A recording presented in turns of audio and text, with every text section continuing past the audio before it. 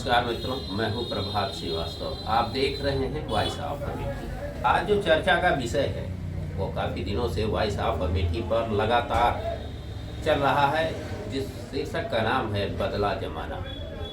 इस अपने बदलते समय में जिस प्रकार से आधुनिकता जो ये युवाओं में घुसता प्रवेश करता जा रहा है, वो अपनी सारी दिनचर्या बदलते जा रहे हैं। उनका स्वास्थ्य दिन प्रतिदिन बिगड़ता जा रहा है। तो इस बदले जमाने के दौर में आने वाली पीढ़ियों के लिए क्या संदेश चाह रहा है और क्या सुनाना चाह रहा है और क्या करना चाह रहा है, इन्हीं सारे तमाम प्रश्नों पर हम सीधा रुख कर रहे हैं वॉइस ऑफ अमेठी के वरिष्ठ संपादक डॉक्टर ब्रजेश कुमार उपाध्याय जी से, और उनसे अनुरोध करेंगे कि जो ये बदले जमाने के दौर में ये युवाओं के पास खासतौर से उनकी दिनचर्या, ये मान के चलो कि 60 से 70% जो बच्चे हैं वो सूर्योदय के बाद ही उठना पसंद कर रहे हैं। उनके अभिभावक मूक दर्शक बने हुए हैं, कुछ बोलना नहीं चाह रहे हैं। तो उस पर आपकी क्या राय है? और आप बिल्कुल स्वागत है।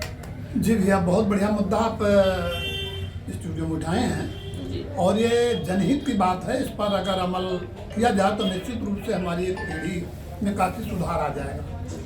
ये बदला जमाना कार्यक्रम के तहत जैसा आपने बताया, हम आज के 50-60 साल पहले जो हमारी संगति, सनातन धर्म और व्यवस्था थी, उसके तहत हमारे परिवार के मुखिया, परिवारिक जन 3 बजे, 2:30 बजे, 4 बजे उठते थे प्रातः और दिनचर्या के कार्यों की व्यवस्था सुनिश्चित कर लेते थे। स्नान, दान, पूजा पाठ, खेत खलिहान में पहुंच जाते थे। इतना ही नहीं, उनके साथ जो लगने वाले मजदूर हुआ करते थे, वो जैसे लगता था उनमें कोई पारिवारिक संबंध हो, और उनके साथ 4 बजे लेके हेंगा, सरावन और हर लेकर सब वहाँ पहुँच जाया करते थे। इस प्रकार से जो है यह जमाना आज के 50-60 साल पहले था। और हमारे घर के सारे लोग, चाहे वो युवा पीढ़ी के, महिलाएं, पुरुष, सब उठ जाते थे। महिलाएं अपने कहीं जहाँ चलाती थी तो कहीं मूसल लेकर के चावल बनाती थी, कहीं दाल बनाती थी।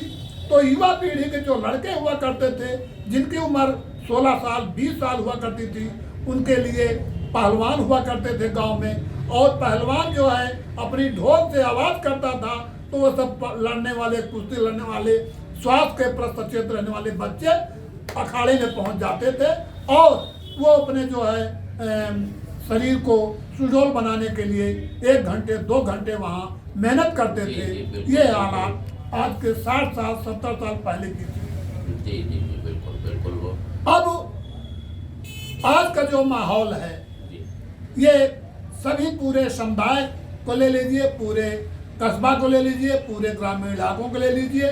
हमारे परिवार का मुखिया भले और रात में जग कर बिस्तर पर बैठ जाए या अपने स्वास्थ्य के लिए सुधारने के लिए, अपने को स्वस्थ रखने के लिए वो मॉर्निंग वॉक पे निकल जाएं, सड़कों पे 1-2 किलोमीटर चल रहे हैं डॉक्टरों के सलाह के अनुसार। लेकिन हमारी जो युवा पीढ़ी है, जिनको हम भारत का भविष्य मान रहे हैं, जिनसे हमारे देश की उन्नति तरक्की जिनके कंधों पे आने वाली है, वो 7 बजे तक 8 बजे तक सोते हैं और 8 बजे उठने के बाद मंजन करते हैं।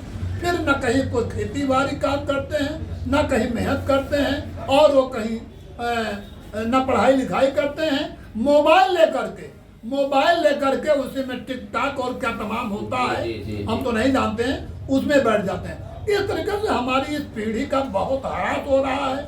इसमें एक सुधार की जरूरत है, बदलाव की जरूरत है। अगर ये हमारी पीढ़ी न सुधरी तो इनका स्वास्थ्य मारा जाएगा, इनका मस्तिष्क मारा जाएगा, और हमारे देश का, हमारे प्रदेश का उन्नति तरक्की में भी बाधा आएगी। इसलिए मैं सरकार को भी चाहूँगा और समाज के लोगों से भी चाहूँगा कि इस पर अमल लाया जाए और इसमें निश्चित कोई सुधार लाया जाए। अच्छा, और एक चीज़ संपादक साहब, एक प्रश्न है कि जिस प्रकार से जो बच्चों में पहले खेलने के प्रति जो गांव में खो खो, कबड्डी और रेडियाइस और एक हमारे यहाँ खेला जाया करता था, उसमें वो सारे बच्चे लट्टू बजाने की विधा, इन सारी, अब ये सारी सब मोबाइल में हो गया। ये सब बड़ा दुखद है। इस पर स्वास्थ्य का बड़ा अजीब प्रभाव पड़ रहा है, जी, इसको कह पाना मुश्किल हो गया है। जी बिल्कुल। हाँ, इस तो पर आपकी यही क्या राय है? हमने केवल कुश्ती की ही बात आपसे बताई जी। स्वास्थ्य के प्रति। जैसे कि हमारे देहात स्तर पे जो ग्रामीण इलाके होते थे, कबड्डी और वॉलीबॉल, ये फुटबॉल, दौड़, ऊंची कूद, लंबी कूद, गोला फेंक, भाला फेंक, इस तरह तमाम खेल कूद बनाए गए थे।